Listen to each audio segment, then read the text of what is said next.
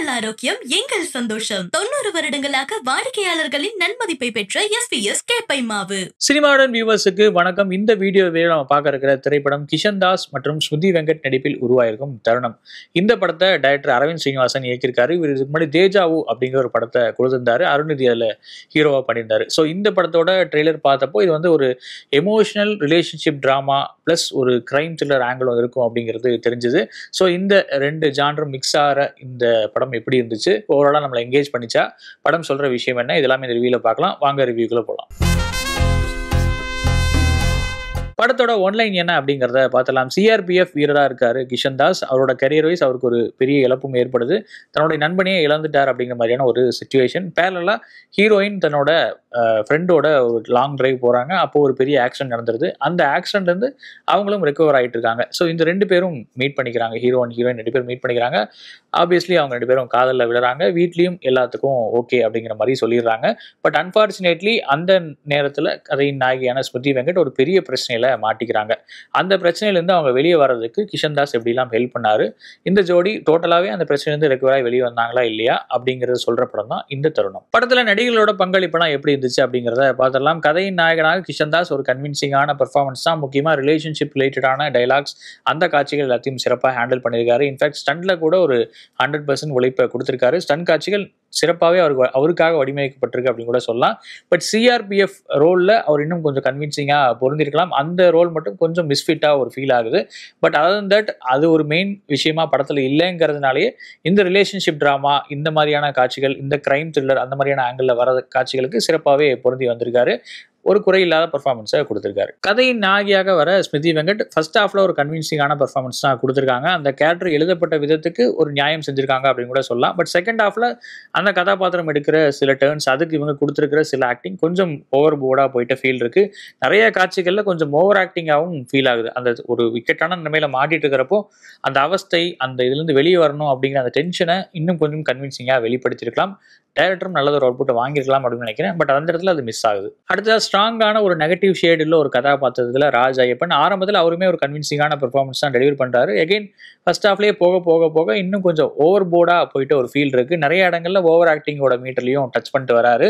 அவர்கிட்ட இருந்தும் இன்னும் நேர்த்தியான அவுட்புட்டை வாங்கியிருக்கலாம். அதுவுமே இந்த கேரக்டர்லேருந்து இந்த கேரக்டர் ஒரு முக்கியமான ரோல் பண்ணுறது அப்படிங்கிறப்போ அந்த கேரக்டர்லேயே இந்த மாதிரியான ஒரு பெர்ஃபார்மன்ஸ் இன்கன்சிஸ்டன்சி இருக்கிறது இந்த படத்துக்கு ஒரு நெகட்டிவாக தான் மாறி இருக்கு. சப்போர்ட்டிங் ரோலில் வர பாலசரவணன் அங்கங்கே சில இடங்களில் சிரிக்க வைக்கிறாரு. பட் நிறைய இடங்களில் பழைய ஜோக் தான் சொல்கிறாரு, பழைய வாட்ஸ்அப் ஃபார்வர்டு தான் சொல்கிற ஒரு ஃபீலில் இருக்குது. இன்னுமே அந்த டைலாக்ஸ் கொஞ்சம் கன்வின்சிங்காக எழுதப்பட்டிருக்கலாம்.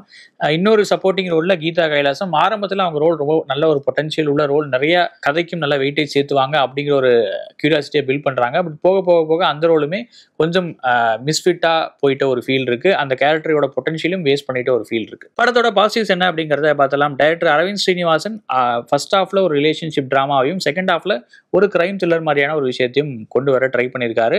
இந்த மேரேஜ் ஆஃப் டூ ஜானர்ஸ் அப்படிங்கிறது இந்த படத்துக்கு ஓரளவு நல்லாவே கிளிக் ஆயிருக்கு அப்படின்னு நினைக்கிறேன். ஃபர்ஸ்ட் ஹாஃபோட எங்கேஜிங் ஃபேக்டர் தாண்டி செகண்ட் ஹாஃப்ல அந்த கிரைம் த்ரில்லர் மோடுக்கு படம் போனதுக்கப்புறம் எங்கேஜிங்காகவே போகுது. நிறைய இடங்கள்ல கியூரியாசிட்டி பில்டப் ஆகுது. இந்த பிரச்சனையிலேருந்து படத்தோட லீட் கேரக்டர்ஸ் எப்படி வெளியே வருவாங்க அப்படிங்கிற ஒரு பெரிய கியூரியாசிட்டி நமக்கு வந்து தொத்திருது. அண்ட் நிறைய இடங்கள்ல சினிமாட்டிக் லிபர்ட்டிஸ் எடுத்துக்காம இதை நம்ம அப்ரோச் பண்ணணும் அப்படிங்கிற மாதிரியான ஒரு லீட் கேரக்டரோட அந்த டைலாக்ஸ் உள்ளிட்ட பல விஷயங்களும் பாசிட்டிவாகவே மாறி இருக்குன்னு நினைக்கிறேன். நமக்கு ஆட்டோமேட்டிக்காவே அந்த ஒரு ஆர்வம் வந்துருது. சினிமாத்தனமா இல்லாம இந்த விஷயத்தை எப்படி ஹேண்டில் பண்ணுவாங்க அப்படிங்கிற ஒரு பெரிய கேள்வியும் எழுது. இது இந்த படத்துக்கு ஒரு பெரிய பாசிட்டிவ் தான் அப்படின்னு நினைக்கிறேன். அடுத்ததா டான் அசோக் மற்றும் ஸ்ரீ பிரபுவோட ஸ்டண்ட் கொரியோகிராஃபி அட்டகாசம். குறிப்பா அந்த பார்க்கிங்ல நடக்கிற அந்த சண்டை காட்சி ரொம்ப பிரில்லியண்டா கொரியோகிராஃப் பண்ணப்பட்டிருக்கு. ரொம்ப கன்வின்சிங்காகவும் இருக்குன்னு நினைக்கிறேன். இந்த மாதிரியான ஒருத்தர் 10 பேர்த்த அடிக்கிறது அப்படிங்கிற அந்த ஸ்டண்ட் யூஸ்வலா புல் ஆஃப் பண்றப்போ சினிமாட்டிக் லிபர்ட்டி நிறைய எடுத்துக்குவாங்க, கொஞ்சம் ஹீரோயிசமாகவும் ஃபீல் ஆகும். பட் இந்த இடத்துல அது ரொம்ப ரியலிஸ்டிக்கா ஃபீல் ஆயிருக்கு அப்படிங்கிறது அந்த ஸ்டண்ட் கொரியோகிராஃபிக்கு கொடுக்குற ஒரு பெரிய அப்ரிசியேஷன் நினைக்கிறேன். அதே மாதிரி டோட்டலாகவே ராஜாவோட சினிமோட்டோகிராஃபிக்கும் அருள் இளங்கோ சித்தார்த்தோட எடிட்டிங்கும் ஒரு ஸ்பெஷல் மென்ஷன். நைட் எஃபெக்ட்ல வர காட்சிகள் அண்ட் எடிட் பேட்டர்ன் எல்லாத்துலேயுமே ஒரு நேர்த்தி தெரியுது. படம் ஃபுல்லாகவே ஒரு டெக்னிக்கலாக ஒரு பிரில்லியண்டான ஒரு ப்ராடக்ட் டெலிவர் பண்ணியிருக்காங்க அப்படிங்கிறதையும் சொல்லிக்கலாம். படத்தில் இதெல்லாம் பெட்டராக இருந்திருக்கலாம் அப்படிங்கிறத பார்த்தலாம். சிஆர்பிஎஃப் ஆஃபீஸர் ஒரு அன்கன்வென்ஷனான ஒரு சிச்சுவேஷனில் மாட்டிக்கிறாரு. ஒரு பெரிய கிரைம், அந்த கிரைம்லேருந்து அவர் வெளியே வரணும் அப்படிங்கிறது ஒரு பெரிய கியூரியாசிட்டி பில்ட் பண்ணுற லைன் இல்லையா? ஏன்னா அவருக்கு எல்லா சட்ட நுணுக்கமும் தெரியும். ஒரு போலீஸ் ஒரு கேஸை எப்படி அப்ரோச் பண்ணுவாங்க, ஒரு ஒரு இன்வெஸ்டிகேஷன் அப்படிங்கிறத அவங்க எப்படி ப்ரொசீட் பண்ணுவாங்கங்கிறதெல்லாம் இவருக்கு நல்லாவே தெரியும். ஸோ இவர் இந்த பிரச்சனையிலேருந்து வெளியே வரதுக்கு எந்த மாதிரியான யுக்திகள் கையாள்வார் அப்படிங்கிறது ஒரு பெரிய கியூரியாசிட்டி பில்ட் பண்ணுற ஃபேக்டர் இல்லையா? அந்த ஒன்லைனோட பொட்டன்ஷியல் செகண்ட் ஹாஃப்ல போக போக போக கொஞ்சம் வேஸ்ட் ஆகிட்ட ஃபீல் இருக்கு. ஏன்னா போக போக போக அந்த எல்லாமே ப்ரெடிக்டபிளாக மாறிடுது. அது ரொம்ப கன்வீனியன்ட்டாகவும் சில காட்சிகள் எழுதப்பட்டிருக்கு. அதாவது எந்த அளவுக்கு அப்படின்னா ஹீரோவோட பிரில்லியன்ஸ் அப்படிங்கிறத தாண்டி சமய சந்தர்ப்ப சூழ்நிலை சுற்றி இருக்கிற கேரக்டர்ஸ் இது எல்லாத்தையும் டிபெண்ட் ஆகி தான் அவங்க வெளியே வராங்க அந்த பிரச்சனையிலேருந்து அப்படிங்கிற மாதிரியான ஒரு ஆங்கிள்லையும் கதை போயிருது. கன்வீனியன்ட்டான ஒரு ரைட்டிங் சொல்லுவாங்களே திரும்ப திரும்ப அதே மாதிரியான ஒரு மோடுக்குள்ள போயிட்டு ஒரு ஃபீல் இருக்கு. எதுக்கு வந்து கதாநாயகனை வந்து சிஆர்பிஎஃபோட வீரராக காட்டணும், அது மூலமா இந்த கதைக்கு என்ன வெயிட்டேஜ் ஏறிச்சு அப்படிங்கிறது ஒரு பெரிய குழப்பமான ஒரு கேள்வி தான். அவர் சிஆர்பிஎஃப் வீரராக இல்லாமல் இருந்தால் கூட இந்த படத்தில் ஒரு பெரிய சேஞ்ச் இருந்திருக்காது. ஏன்னா ஒரு பிரில்லியன்ட்டான ஹீரோ அவர் எப்படி இந்த பிரச்சனைலேருந்து வெளியே வராரோ அதே மாதிரி தான் இந்த கேரக்டரும் இந்த பிரச்சனைலேருந்து வெளியே வராங்க.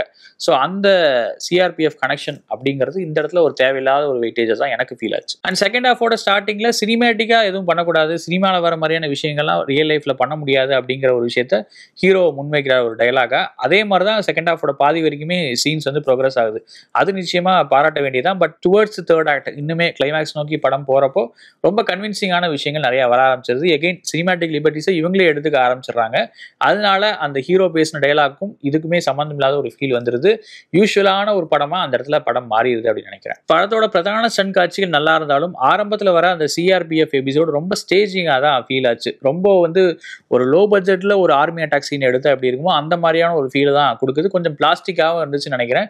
அதுக்கு காரணம் படத்தோட காஸ்டிங்கும் ஒரு மெயினான ரீசன் நினைக்கிறேன். அதில் இருக்கிற ஒரு டிராபேக் இந்த சீன்லையும் பிரதிபலிச்சிருக்கு அப்படிங்கிறது மட்டும் என்னோட கருத்தாக இருக்கு. லாஸ்ட்டாக ஒரு பிரதான கேரக்டரை வச்சு வர அந்த ட்விஸ்ட்டும் ரொம்ப ஃபோர்ஸ்டாக ரொம்ப சூப்பர்ஃபிஷியலாக தான் எனக்கு ஃபீல் ஆச்சு. அது ஆர்கானிக்காக இந்த படத்தோட உட்காரவே இல்லாத மாதிரி தான் ஒரு ஃபீல் இருக்குது. அதுக்கு அஃப்கோர்ஸ் ஒரு ஃபோர் ஷேடோவையும் கொடுத்துருக்காங்க, முன்னாடியே ஒரு இதுவும் ஒரு ரெஃபரன்ஸும் கொடுத்துருக்காங்க, அதுக்கப்புறம் அந்த கால் பேக்கும் பண்ணுறாங்க. பட் ஸ்டில் அது இன்னும் கன்வின்சிங்காக ஃபீல் ஆகலை அப்படிங்கிறது ஒரு நெகட்டிவ். அடுத்ததாக ஒரு கட்டத்தில் நாயகனோட கேரக்டர் வந்து என்கவுண்டர் மாதிரி தான் இந்த மர்டரும் அப்படின்னு ஒரு டைலாக் சொல்கிறாரு. இது எனக்கு கொஞ்சம் சோஷியலி இர்ரெஸ்பான்சிபிளான ஒரு வசனமாக தான் ஃபீல் ஆச்சு. இந்த படத்தோட கான்டெக்ட்க்கு அது பொருந்தி வந்தாலும் ஓவராலாக பார்க்குறப்போ இது கொஞ்சம் முறுதலாகவே எனக்கு இருந்துச்சு அப்படின்னு சொல்லலாம். படத்தோட ஓவரால் வேர்டிக்ட் என்ன அப்படின்னா நிச்சயமாக சப்பாரான ஒரு ஃபர்ஸ்ட் ஹாஃப், செகண்ட் ஹாஃபில் ஓரளவு என்கேஜ் பண்ணுற ஒரு கதை அம்சம் கொண்ட படம் தான் இது. அதனால இதை வந்து ஒரு பிலோ ஆவரேஜ் அப்படிங்கிற மாதிரி ஒரு ரேட்டிங்கில் நான் வந்து ரேட் பண்ணுவேன். செகண்ட் ஹாஃபில் இருக்கிற லாஜிக் பிரச்சனைகள் கொஞ்சம் ஃபார்ஃபெச்டாக ஃபீல் ஆகிற விஷயங்களும் கன்சிடர் பண்ணி தான் இந்த ரேட்டிங். ஒருவேளை இந்த படத்தை நீங்கள் பார்த்துருந்தீங்க அப்படின்னா உங்களோட வியூ என்ன அப்படிங்கிறத கமெண்ட்ல சொல்லுங்கள். வேற ரிவ்யூவில் உங்களை மீட் பண்ணுறேன். நன்றி, வணக்கம். உங்கள் ஆரோக்கியம் எங்கள் சந்தோஷம். 90 வருடங்கள் 5 தலைமுறைகள் என்றும் வாடிக்கையாளர்களின் நம்பிக்கையை பெற்ற எஸ்பிஎஸ் கேப்பை மாவு.